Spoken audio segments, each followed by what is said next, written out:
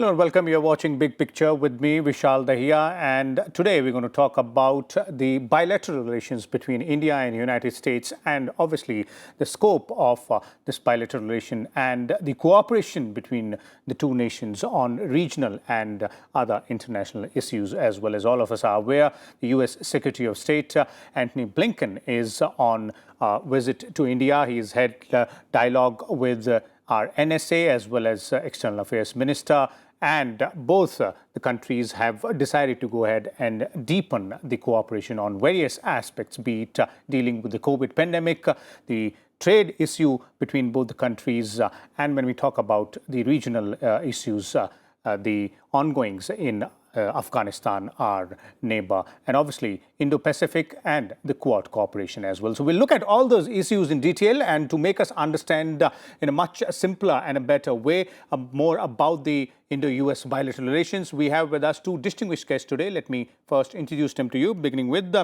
Ambassador Jitendra Nath Misra is with us, former ambassador. Also, we have Professor Pant, head of the Strategic Studies program at ORF. Welcome, both of you gentlemen. And let me begin with you, Professor Pant.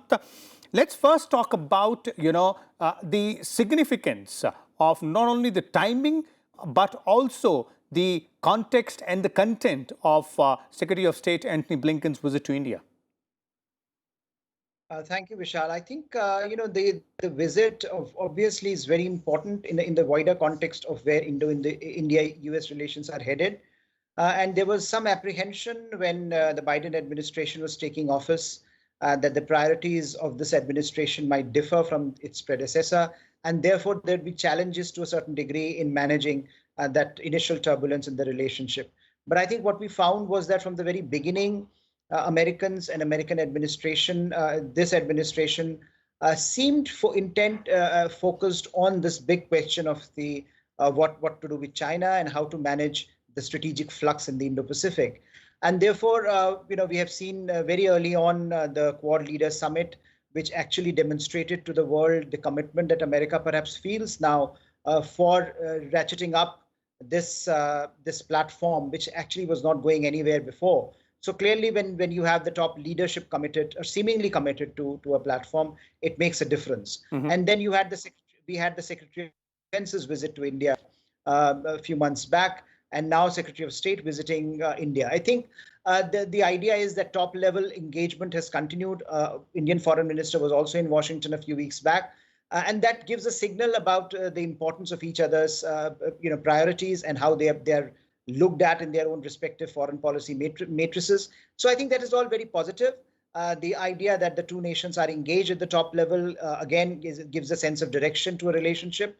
And that we have seen that there is a broader consensus in Washington about India, irrespective of the administrations, Barack Obama, Donald Trump, and now to Mr. Biden.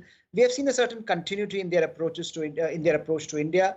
I think there are some challenges which have emerged and which perhaps we can talk about later. But most importantly, on Afghanistan, there was a need for greater coordination and greater engagement, and perhaps this visit will pave the way for that. But clearly, on the face of it, we are looking at a relationship that is maturing, where the two nations are actually able to talk mm-hmm. to each other despite their differences, and are able to frame an agenda which is also about more than the sum of its parts. It's about bilateral, but it is also about multilateral engagement. India becoming a member of the UN taking up the presidency of UN Security Council and other platforms like G20, and also the fact that issues like climate change, which is at the very top of Mr. Biden's agenda, becomes that is something that brings India and the US together. So I think the challenges are certainly there. But what this visit underscores is a broader commitment of the political leadership in the two countries to keep on investing in this very important relationship. Indeed, keep on investing in this relationship is really, really important, as you're pointing out, Professor Pant. And obviously, it's of great significance with both these nations, one the world's oldest democracy and one the world's largest democracy, being engaged on various issues, not only bilateral, but of importance to the region and to the world as well. Let me bring in Mr. Misra here as well. And Mr. Misra, from your point of view, sir, if you have to understand, the significance part, obviously, Professor Pant pointed out, but if we take the issues which were, discussed threadbare today and have been discussed in previous, top-level meetings between both the nations, let's, start by understanding the metrics of this relationship, be it trade, and then in this, pandemic era, most importantly, how we are dealing, both the nations are dealing with the COVID pandemic. That's also very important. Yes, the COVID pandemic has been a major part of the agenda of the discussions. It was announced beforehand and also at the joint press conference. And of course, it's very difficult to see from statements and public statements exactly what happened. But we can make a guess. But more than making a guess, we can also say what's happening on the basis of what was said, say, a few months back. I'll revisit what happened, say, when the Quad COVID initiative, the vaccine initiative was announced, which was very good. And the USA became the first nation, major nation, to ask for a waiver, patent waiver of COVID vaccines, which was a very major political statement. But what has actually happened? You see, the details are always more difficult to work out than grand statements. Grand statements are for public consumption. But what has happened is that the US promised 65 billion doses of vaccines. And from the American readouts, not from the government, but from the media certainly, they always say that the problem is in India. And there are liability issues regarding the vaccines, legal issues which have to be sorted out. But I'd like to say that there could be also Indian concerns. And unfortunately, this is not adequately reflected in the media in the Western world, particularly in the United States. And what are India's concerns? It's fine to say that there'll be patent waivers, but patents are not with regard to vaccines only. Patent waivers also have to come with regard to raw materials used in the vaccines. And this is a matter of supply chain stability. What is happening is that there are US export laws, stringent laws that do not allow the export of raw materials. And for India, the import of raw materials to manufacture the vaccines in India is of critical importance. We can't do it. We are also getting those raw materials from China. And we want to move away from China. And the Quad initiative is the unstated part, is to move away from supply chain dependence on China and to create the supply chain resilience initiative in India, Japan, Australia, and all those things. And the Quad initiative is great. But what's happening? What about Covaxin? I'd like to say, they spoke about Johnson & Johnson and the US Development Finance Corporation and Biological E of India will collaborate to manufacture 1 billion vaccines next year, by the end of next year, with US and Japanese investments and Australian support with regard to communication, transportation, to supply in the Indo-Pacific region. That's great. But what is going to happen and what has happened? Will the US, will the Japanese invest in, say, Covaxin? Perhaps not, because Covaxin is an indigenous Indian product, and they would like to supply ingredients and invest in their own vaccines like Johnson & Johnson. So there are issues of market, nationalism, and diplomacy involved. Everything is involved in this. So it's not going to be walk in the park as far as we are concerned. And we have to wait and see what really happens. But of course, what has been said so far is very good. Okay. Indeed, there are challenges, Mr. Misra, as you're pointing out, and specifically when we're dealing with, a pandemic at this scale, the COVID pandemic, and every nation in the world having suffered due to this pandemic, specifically both the nations which we're talking about here, India and the United States of America. And these challenges have been talked about earlier as well. They will need to be dealt with. Let's shift focus slightly to the regional issues now. And I'm doing that since, Professor Pant, in your first response, you mentioned how the issue of Afghanistan, what's happening there, is of equal importance to both India and United States, perhaps much more important to us in the future perspective, if you look at it that way. On that issue, one thing which clearly came out from today's joint presser was the focus on ensuring that peace process is the only way forward? Yes, Vishal, I think for India at the moment, Afghanistan is perhaps the most pressing security challenge that can have very significant long-term implications for the region as well. So I think clearly India is very invested in how it wants to manage this transition.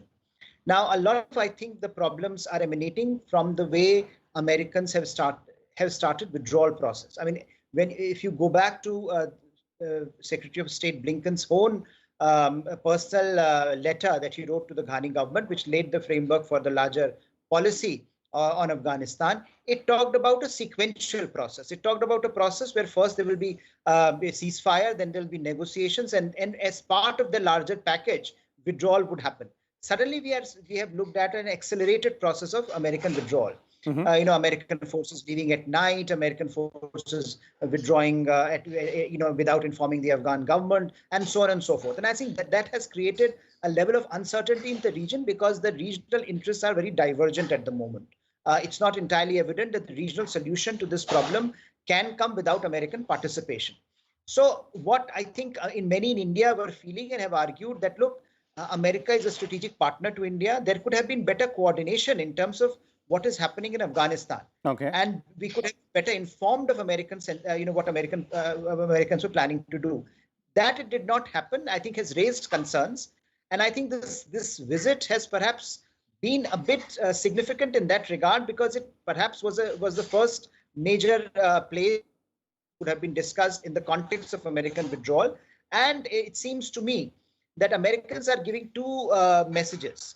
One is, of course, that peace process is the so-called peace process. It has created more process than peace so far, but there is certainly political reconciliation, which is important. And that is, if you don't bring in all the stakeholders, Taliban really can't have a legitimate government in Afghanistan. And that's a message that is in sync with India's message as well. But I think the other message that they have given, which is equally important from India's perspective, is that, look, America will remain invested in Afghanistan and America will remain committed to seeing that Indian interests are not harmed in Afghanistan and through Afghanistani territory. And I think that's an important message that for India, because India is concerned as to what is happening. Certainly, India will have to fight its own battles. But if India's strategic partners are willing to pitch in, that's a good, that is a sensible thing to do for Americans. Indeed. Now, how that gets operationalized on the ground again remains to be seen. But at the moment, I think this conversation has opened up that possibility that Americans are also aware of the impact of their withdrawal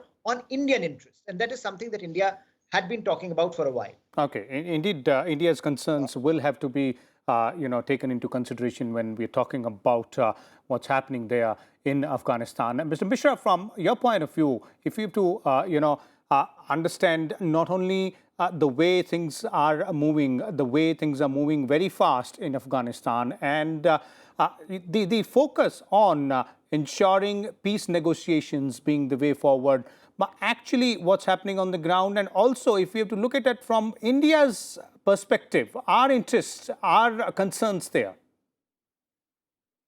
Well, our interests are the security of our borders. The sovereignty and the physical security of India is the first and foremost interest. And we know what happened when the Taliban came to power. On the last occasion, we had the hijacking, we had the terrorists instigated by Pakistani government agencies, terrorists from that AFPAC region, so-called AFPAC region, Afghanistan and Pakistan, coming into India, into Jammu and Kashmir, and perhaps even other parts of India. And right now, the Taliban is saying that, things are okay. We can never take anything at face value. We have to talk to the Taliban. There is no choice that we have. The alternative is worse because we have to engage. But engagement doesn't mean friendship. Engagement can also be struggle. In diplomacy, engagement is often struggle. It's a conversation, but it doesn't have to be always a friendly conversation. It can be a frank conversation, and that's what we have to aim at. And as Professor Pant said, it's very good to know that the Americans are beginning to realize that they have to be mindful of Indian interests and Indian security. But I want to bring in the Quad here. Now, there is no direct link between Afghanistan and Quad, but you see, a forum like Quad, the American interests in Quad and the Indian interests in Quad are not necessarily, they are congruent to a great degree, of course, and vis-a-vis China, that's the unstated fact. But does Quad have a continental strategy?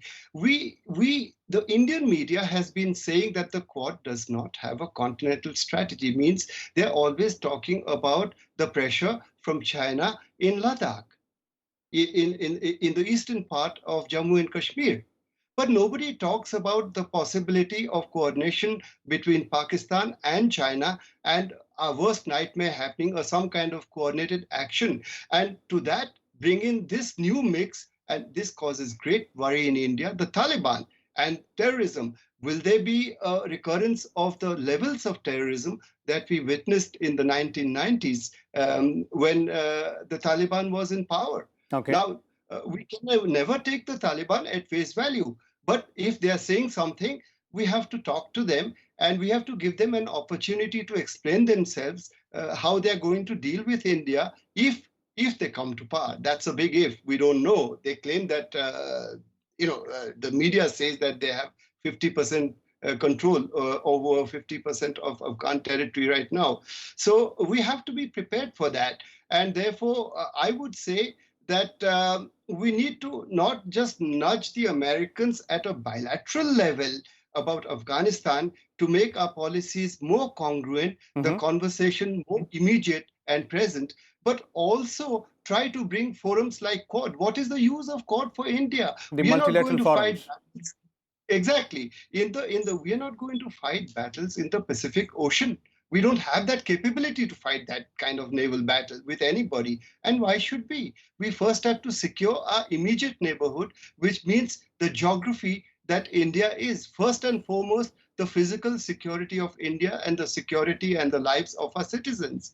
To create that. So I think we should even go a step further, and I've never seen this being discussed in the media, even in India, that our concerns and your concerns are a little bit different. Our concerns are also in the Indian Ocean, yours are in the Pacific Ocean, but try to make them congruent to a degree and not just bring it on board bilaterally with the Americans, but also multilaterally within Quad. Then Quad would have great value for India. Indeed, those are the issues which need to be discussed. That way, right, Mr. Misra, and it's here that we talk about those aspects. Now, since you spoke about Quad, let me bring in Professor Pant here as well. Professor Pant, the issue of Quad, the way, it's not only about India and United States, but the other two countries, Japan and Australia, also being part of that, and the way talks are about of a larger cooperation. And it looks like United States is attaching a lot of importance to the Quad initiative as well. But when we have to look at regional issues, and as Ambassador Misra was pointing out, from India's perspective, a bit more nudge is required? Yes, I think it is required, and I would say, it will come, because my own sense is that, look, till last year, actually, no one was serious about Quad. The seriousness of Quad has only come about because President Biden decided that now it's time to invest in Quad at the leaders level. Before that, from 2017 onwards, the lower level discussions were happening on Quad, and they were almost of a variety which were non-strategic in nature. Those kinds of questions were being discussed, which were the lowest common denominator questions, which perhaps was needed at that time, because we had seen from 2007 to 2017, the Quad issue went on a hiatus. And no one was, it just disappeared. Suddenly it was resurrected in 2017. And then gradually the ground was being built. I think earlier this year, we saw a major push come from the Americans, from the Biden administration. Clearly, they have their eye on the larger geopolitical contestation with China. And I think that is also the challenge that Australians and the Japanese and Indians are facing. So there is a congruity there that allows these four countries to bring to the fore their own roles in the wider Indo-Pacific. But I think the question is, to what extent a platform like Quad can allow India to articulate its own regional aspirations, and to what extent other nations in the Quad will be able to help in that endeavor. See, at the end of the day, India will have to fight its own battles, in whether it is in the Himalayas or whether it is in the Indian Ocean. But you would want to know to what extent, to what degree your partners in the Quad will stand up with you, or will even issue a declaratory policy in favor of you. And I think that's a message that needs to go out to our Quad partners. And I'm sure it is getting out. It is getting there. But these are still early days, and I think as the agenda firms up, I think we will see more of that happening.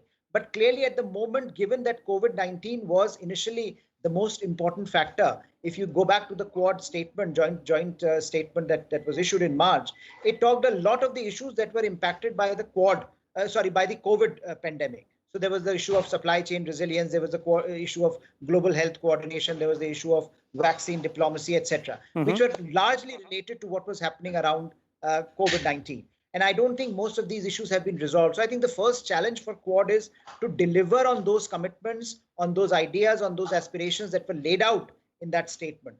I think anything else can come a bit later, but if the Quad can deliver on that, it will give a great boost to the sense of what Quad can and cannot deliver, and its own credibility. Okay.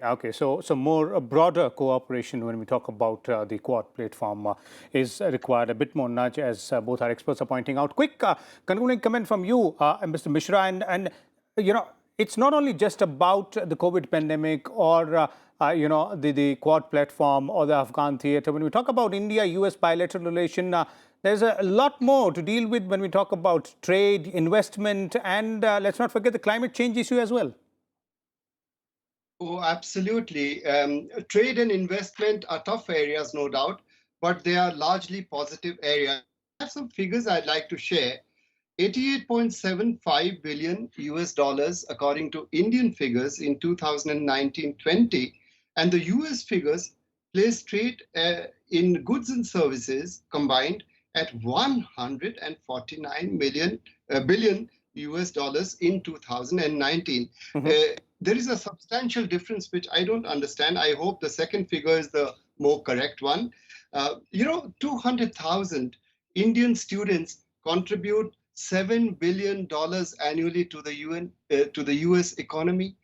Just 200,000 students. So we are a stakeholder. We are contributing to their progress, and this is something that needs to be appreciated more on their part. It is appreciated in India, but on their part, of course, we have the issues of. They say that Atmanirbhar Bharat is protectionist, and there are tariff problems and all that sort of thing. But what about barriers on their side? They don't want to talk about that. The H-1B visa, well, it's been not resolved, but at least there are some kinds of relaxations in that under the Biden administration.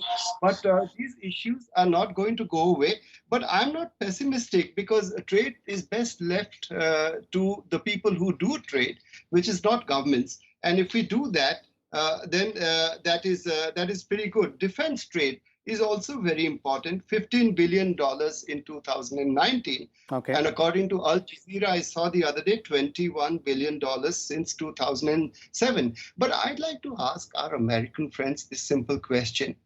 Where is the technology? We have got the technology from the Russians. We have got some critical technologies like submarines, for example, aircraft carriers, for example, and the miniaturized the atomic reactor in nuclear reactor in the submarine, for example. This technology is critical. MiG-21 in the 1960s. Now, has any technology like that come from the US? I'm not aware of any technology. You wanted us to sign the 4 agreements, foundational agreements. You've been talking about it for 30 years. We signed it. We signed BECA last year. But where is the technology? Because they said that after you sign these agreements, the doors will be open for transfer of technology, because our secrets will remain with you and you'll be committed to keeping our secrets, our tech secrets. So these are the issues that are going to remain. I'm not pessimistic at all. I'm not saying that things will be derailed. And as Professor Pant said regarding the COVID, the vaccine initiative of the Quad, there is a working group. But then the proof of action lies in the details. Indeed. As the working group, is it going to meet? So I leave it at that, with more questions than answers. Indeed. And I would like to thank last but not the least, for inviting me to the show. Thank you very much. Thank you, Mr. Misra and Professor Pant there as well for your views and insights. As our experts are pointing out, it is indeed a robust bilateral relationship, but there is a lot which can be achieved further in this cooperation. And there are numerous challenges, but several opportunities as well. We'll keep a track of the developments on this aspect and bring you more details and discussion. Till then, keep watching. Thank you.